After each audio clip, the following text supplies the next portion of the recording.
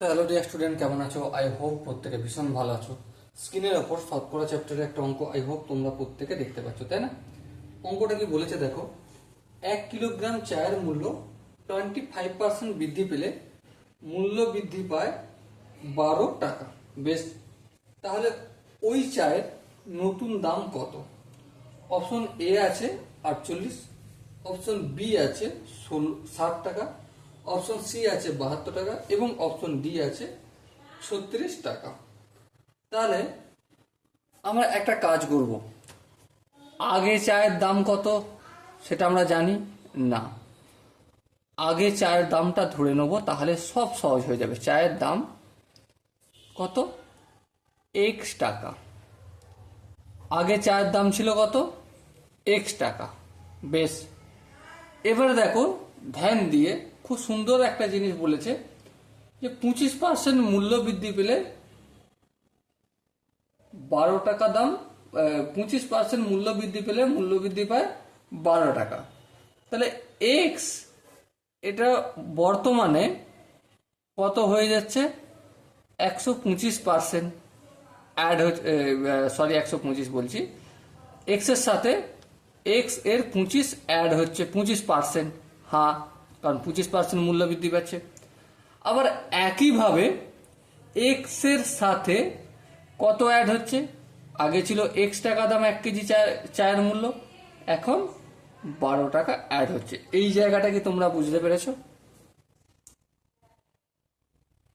আর এই জায়গাটা যদি বুঝতে পেরে যায়, পুরো অঙ্ক শেষ।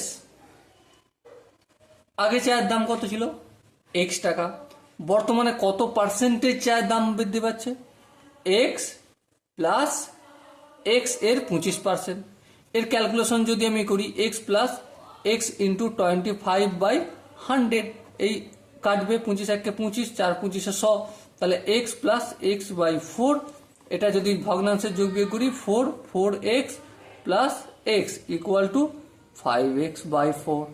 So my dear Watson, percentage হিসাবে ভগ্নাংশে কি পেলাম? 5x/4 টাকা বর্তমানে চায়ের মূল্য।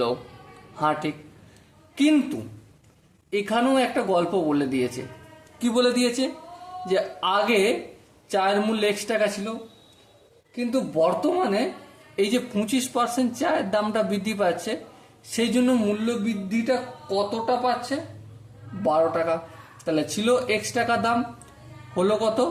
12 টাকা যোগ এটা বর্তমানের চায়ের দাম, তাহলে এটাও বর্তমানের চায়ের দাম, তাহলে এটাও বর্তমানের চায়ের দাম আর এটাও বর্তমানের চায়ের দাম, দুটোকে আমি ইকুয়াল লিখতে পারি? হ্যাঁ, লিখে দিই। তাহলে 5x/4 equal to x plus 12। হ্যাঁ ঠিক আছে, কোনো অসুবিধা নেই। এই এক্সটা সমানের অপোজিট দিকে আনতে পারি? হ্যাঁ, ফটাফট করে নিয়ে আসো। -x হয়ে গেল ইকুয়াল টু 12। এবার যদি একটু ক্যালকুলেশন করি তাহলে কি পাবো দেখো, 4x এর নিচে কি নেবেন? 1, 4 আর 1 এর লসাগু 4। 4 কে 4 দিয়ে যদি ভাগ করি তাহলে কত হবে? 1 হবে। 1 কে 5x দিয়ে গুণ করলে মাই ডিয়ার ওয়াটসন কত পাবো? 5x। বিয়োগ চিহ্ন আছে, বিয়োগ দিলাম। 4 কে আমি 1 দিয়ে ভাগ করব, ভাগ করলে কত পাবো? 4 পাবো। 4 কে x দিয়ে গুণ করলে 4x। নর্মালি এটা ভগ্নাংশে যোগ বিয়োগ করছি, আর কিচ্ছু করছি না। 5x থেকে যদি 4x বিয়োগ করি তাহলে কি পাবো? অবভিয়াসলি x পাবো। 12, এই 4টা ভাগের আকারে আছে, মাই ডিয়ার ওয়াটসন সমানের অপোজিট দিকে পাঠালে গুণের আকার হবে। তাহলে 4 12 কত হলো? 48 হলো x। সো এটা x এর মানে কি? আগের দাম। তাহলে বর্তমান দাম কত? বর্তমানে চায়ের দাম কত? x plus 12। এভাবেও করতে পারি, অথবা আমি এভাবেও করতে পারি, যেটা খুশি, অথবা 5x/4। এখানে দেখো x এর জায়গায় যদি 48 প্লাস 12 বলি তাহলে কত হবে? 60 টাকা হবে। আর এখানে যদি আমি 5 ইন্টু 48/4 লিখি, 4 12 48, 5 12 60, এখানেও 60 হলো। সো মাই ডিয়ার ওয়াটসন, এখানে যে 4টে অপশন ছিল, সো এই অপশনগুলোর মধ্যে কোন অপশনটা সঠিক অপশন?